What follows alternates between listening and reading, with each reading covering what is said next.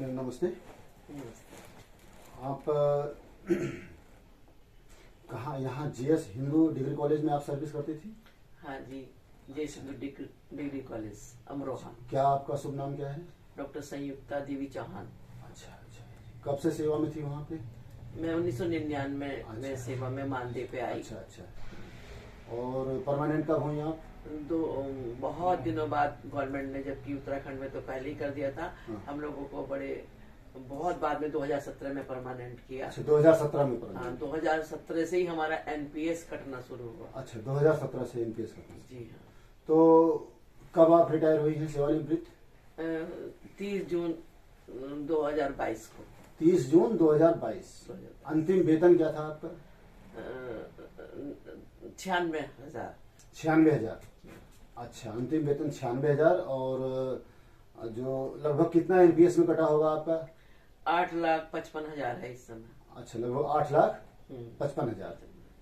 अच्छा अच्छा। तो क्या पेंशन बनी, कितना मिला आपको, नगद क्या मिला, कितने अभी पेंशन? कुछ मिला ही नहीं, कुछ बोले अभी कोई उनको क्लर्क रिटायर्ड हुए। हाँ। तो कुछ कार्रवाई भी नहीं हुई। और अभी ऐसा सुना है कि 1-1.5 लाख रुपए पेंशन में नहीं। 1-1.5 हजार। अच्छा, 1-1.5 मतलब 96,000 वेतन से रिटायर हो रही हैं और समथिंग 1,000 के आसपास आपकी पेंशन बनेगी। 1,000 हे भगवान। सुनने में यही आया है कि 1-1.5 हजार। अच्छा, अभी मिला कुछ नहीं है। अभी कुछ भी नहीं मिला? नहीं, कुछ नहीं है। मैं डॉक्टर शिवशंकर यादव, एक अटेवा का छोटा सा पदाधिकारी हूँ और मंडल मुरादाबाद है, इसके मंडलीय मंत्री के पद पे विराजमान हूँ। और समय समय पे इन सब चीज़ों को प्रयास करता हूँ कि लोग जाने हकीकत क्या है। और बगैर पेंशन आदमी लाखों रुपए से रिटायर हो रहा है, अगले महीने शून्य पे जा रहा है। हाँ, इस ये समय कैसे सुनने होता पर ही है। इस समय तो सुनने भी है भाई, किसी को जो है अपने जैसे पहले खुला हाथ था, कुछ भी देना लेना करते थे, तो इस हिसाब से अब तो दूसरों की आश्रित है। बिल्कुल बिल्कुल, मैं समझ सकता हूँ इस बात को कि आदमी 1 लाख वेतन से रिटायर हो रहा है और सोने पहुंच सकता है, तो अपने बच्चों के लिए क्या कर सकता है? ये बड़ी गंभीर स्थिति है। और सरकार से विनम्र अनुरोध है, निवेदन है कि अगर ये आवाज हम लोगों की सुने और हमारी पेंशन को बहाल करें। सरकार को इस विषय में सोचना चाहिए कि कहाँ तो हम इतना औरों को, अन्य को लुटा रहे हैं, और जो जिसने इतनी वर्ष सेवा की है उसके लिए आप कुछ भी नहीं दे रहे हैं। और ना जो भी है तमाम पेंशन और तमाम जो है ये रेवड़ी की तरह बांट रहे हैं। और जो इतने दिन रात लग करके कोई डिग्री कॉलेज की कुछ ये नहीं कि वो ऐसे ही पढ़ा देगा। अच्छे तो भाई स्नातक बच्चों को पढ़ाता है। हाँ। तो पढ़ के ही जाता है, मेहनत करता है, वो रात को घर पे भी करता है, वहाँ जाके लेक्चर देता है पूरा, उसमें करते उसको वो कुछ समझ ही नहीं रहे हैं। राष्ट्र निर्माता। हाँ, राष्ट्र निर्माता है, चाहे वो लेके प्राइमरी से है या डिग्री कॉलेज का राष्ट्र निर्माता है। और एक टीचर्स को जो सम्मान मिलना चाहिए वो कहाँ सम्मान मिल रहा है। आजकल देख रहे हैं कि बच्चे, एक बच्चे हैं वो भी अपनी धुन में लगे हैं, प्राइवेट नौकरी में टाइम नहीं मिलता, ना माँ बाप को देख सकते हैं। कितने तो ऐसे हैं कि बुढ़ापे की भाई लाठी होते हैं या पेंशन, अब वही छीन ली जाए तो सारा काम। तो वृद्धों को कहाँ सम्मान मिल रहा है?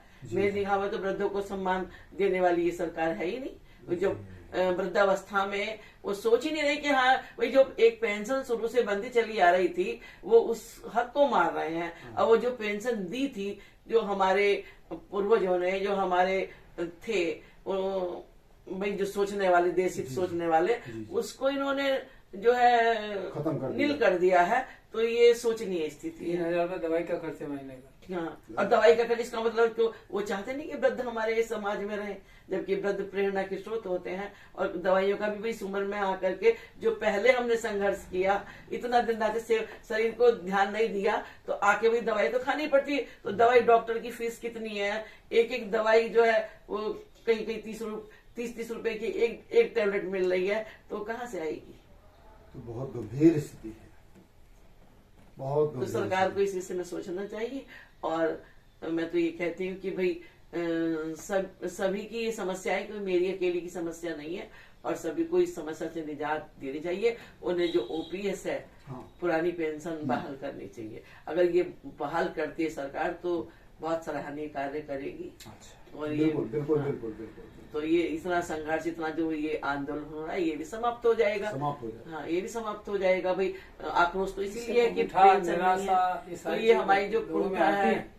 कुंठा है, निराशा है, तो वो निराशा का कुहासा छटना चाहिए। जी जी जी जी। अच्छा, आपके साथ में और भी कोई स्टाफ में रिटायर हुआ है? रिटायर हुआ है, उनकी ओल्ड पेंशन है। अच्छा, ओल्ड पेंशन वाले हाँ, हैं। केवल मैं अकेली हूँ अच्छा, जो अभी जो मेरी एनपीएस है। और ज्यादा मुझे लग रहा है कि ज्यादा मेहनत करने का परिणाम ये है कि कुछ भी हाथ में नहीं है। कुछ हमने नहीं। क्योंकि पहले हम मानदेय में रहे, हाँ। तो मानदेय की वजह से हमने ज्यादा मेहनत किया जी, और जी। परिणाम 0 शून्य दिखाई दिया। बहुत गंभीर स्थिति है। तो चलिए, ईश्वर से हम मनाएंगे कि जल्द से जल्द सरकार को एक सद्बुद्धि आए और पुरानी पेंशन लागू करे और आपको उसके दायरे में सम्मिलित किया जाए। हाँ, भी सद्बुद्धि तो आनी चाहिए। सर, आप सर्विस करते थे आप? जी, मैं शिक्षा विभाग में डिप्टी बीएसए से रिटायर्ड हुआ अच्छा, डिप्टी बीएसए से 2007 में। अच्छा, 2007 में। जब सैलरी बहुत छोटी होती थी, हाँ हाँ तो हाँ। उस सैलरी के से जो हम प्राप्त कर रहे हैं पूरा जीवन यापन दोनों। अच्छा सर, अंतिम वेतन आपका कितना रहा होगा लगभग, अंदाजा कुछ? मैं जब रिटायर्ड हुआ तो मुझे 7,500 पेंशन मिलती थी। साढ़े नहीं, वेतन कितना रहा होगा मतलब लगभग? 25,000 मूल वेतन। 25,000 लगभग मूल वेतन था। और कितना पेंशन बनी उस समय? उस समय 7,500 मिला था। अच्छा, आप क्या पेंशन आती है सर? इस समय 46,000। 46,000 पेंशन। तो अब बताइए, डिप्टी मतलब 25,000 वेतन से रिटायर और 46,000 रुपए इस समय पेंशन आ रही है। जी। तो क्या स्थिति, मतलब ये हमें जीवन यापन के लिए कितना बढ़िया साधन है ये। इस चीज को हम संघर्ष कर... सरकार को चाहिए कि जो चीजें आपने एनपीएस लागू किया, तो ये सोचना चाहिए था कि जब व्यक्ति रिटायर्ड होगा 15-20 साल बाद, जी। उसको कितनी पेंशन मिलेगी। जी जहाँ वेतन का आधा देते हैं, हाँ। उस समय एनपीएस के आधार पे उसे 2,000, 3,000, 4,000 मिलेगा। जी, तो जी। क्या ये उम्मीद करते हैं कि महंगाई के दौर में उसे अपना जीवन यापन कर पाएगा? अब हमें तो वो एनपीएस के पीछे न मिल पा रहा है, कैसे मिलेगा, कहाँ मिलेगा, ये प्रक्रिया जानते नहीं बच्चों कि की यहाँ भरो, पराश्रित वहाँ होने का भरो। मतलब है आयु को घटाना, आयु को दीनहीन दशा में जीना। अरे। जो समाज की स्थिति है आज, वृद्धों की स्थिति क्यों है, वृद्धाश्रम क्यों बढ़ते जा रहे हैं? कोई बच्चा अपने माँ बाप को ध्यान नहीं दे पाता महंगाई के दौर में, नहीं। और माँ बाप की पेंशन हो गई बंद। तो हमने जो जीवन 30 साल 35 साल नौकरी किया, वही सोची क्या था कि हमारा जीवन अच्छा चलेगा। पुरानी नहीं चल रहा। जो हमारी संस्कृति थी, जो पुराना समय था, उस वर्तमान समय को देखते हैं तो सब अपनी आपाधामी पे लगे। वृद्धों को देखने का किसी को फुर्सत नहीं है। बिल्कुल। तो अब वो कम से कम उनके पास एक आर्थिक व्यवस्था मजबूत होगी तो अपना काम सुचारू रूप से चला लेंगे, दूसरे के आश्रित हो जाएंगे।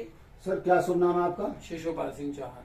शिशुपाल सिंह चौहान। बताइए, आप 2007 में रिटायर हुए और 25,000 अंतिम आपका वेतन जी। और आज 46,000 पेंशन आ रही जी। है। तो कम से कम एक भरण पोषण हो तो रहा है कम से कम। और हम इसीलिए हो रहा है। NPS अगर मैं भी नहीं होता तो फिर ये कहाँ से खाती? कहाँ जाते हैं? बिल्कुल फिर बिल्कुल, उसमें ये दांत बड़ी खर्चा गंभीर करते स्थिति है, हैं? बड़ी गंभीर स्थिति है। तो हम ये सब और हम और लोगों से किसी तरह थोड़े खुशहाल हैं, हाँ। क्योंकि हम पेंशन पा रहे हैं। अगर हम भी न पाए होते तो अन्य जो और तमाम समाज के लोग हम देखते हैं, उनके बच्चे तो चले गए बाहर, कोई अमेरिका चला गया वैदी में, तो वो तो देख ही ना उसके माँ बाप कहाँ पड़ा। अरे, पेंशन से मिलती नहीं। कृषि विभाग है, डेयरी विभाग है, और भी तो मैं पेंशन थी नहीं थी, जी। उनकी हालत खराब थी। जी। अब उस ऐसी तमाम सरकारी कर्मचारियों की हो गई। मैं बिल्कुल। समझता हूँ 2-3-4 साल में सारे पुराने पेंशन वाले सब रिटायर हो जाएंगे। जी जी। तो फिर ये बेचारे धक्के खाते फिरेंगे समाज में। नहीं सर, ऐसा नहीं है, सरकार को लागू करना पड़ेगा। करना हम लोग- चाहिए। हम लोग प्रयास करेंगे और जनप्रतिनिधियों में सबके मिलकर के संपर्क प्रगाढ़ संपर्क करें। जी, प्रयास जारी है, प्रयास जारी है। आपको सरकार को शुभकामनाएं, प्रयास चेतना करें। चाहिए, नहीं चेती तो ये नुकसान उठाएगी। जी, जी, जी। और जैसे हिमाचल में और अन्य इनों में उठाया, अब आगे आने वाले समय में जब नौ कोई भी राज्य में अपना हो ये सकते न तो हमारे समझे प्रदेश में क्यों नहीं हो अहंकार सकते? में कि हम जो है हम ही कुछ हैं उनको, क्योंकि उनको तो 2-2, 3-3 पेंशन मिल रही दूसरे का। भाई सरकार दूसरों के हित को के लिए होती है कि वो दूसरे का पुरानी हित योजनाओं देखें, का- लोक मंगल देखें। और यहाँ लोक मंगल कहाँ हो रहा? यहाँ तो लोक मंगल हो ही नहीं, वो तो अपने पुरानी उद्देश्य का योजनाओं में लोक बजट मंगल हो रहा है। हाँ। तो आप पेंशन की में भी कुछ बजट बना के रखो, बिल्कुल बिल्कुल। ताकि आप पेंशन दे सके। आप अनुदान और बढ़ाना चाहें अनुदान बढ़ा लीजिए, लेकिन लास्ट के लिए उसके बजा कर रखिए। इन्होंने हमारे एनपीएस प्राइवेट सेक्टर में क्यों पता लगाया? कहाँ है वो पैसा? भाई वो कहाँ है वो पैसा? अब उसका भी वो 60% देंगे और वो भी कैसे मिलेगा अभी तो कुछ पता ही नहीं है मुझे। और वो 40% का वो कहाँ क्या क्या करेंगे 40%? अभी लोग जानकारी नहीं कि एनपीएस का आगे कहाँ से पैसा। बताइए 7-7, 8-8 महीने हो गए लेकिन अभी आपको एक पैसा भी नहीं अभी रिटायरमेंट नहीं का। मिला मेरे को कोई भी पैसा। ये बहुत गंभीर समस्या है, बहुत गंभीर समस्या है। ठीक है मैम। और जो अच्छा।